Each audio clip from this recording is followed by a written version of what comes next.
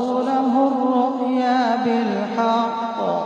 لتدخلن المسجد الحرام إن شاء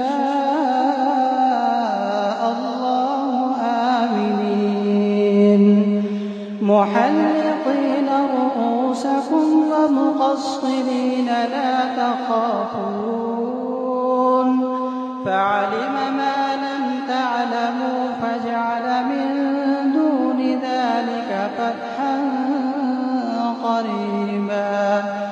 هو الذي أرسل رسوله بالهدى ودين الحق ليظهره على الدين كله وكفى بالله شهيدا محمد رسول الله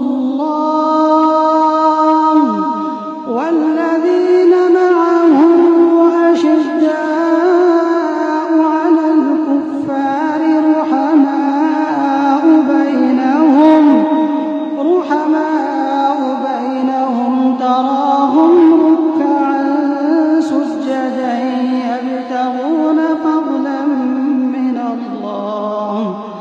يبتغون فضلا من الله ورضوانا سيماهم في وجوههم من أثر السجود ذلك مثلهم في التوراة ومثلهم في الإنجيل كزرع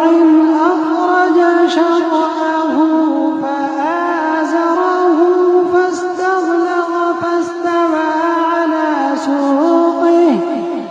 فاستغلظ فاستوى على سوقه يعجب الزراع ليغيظ بهم الكفار وعد الله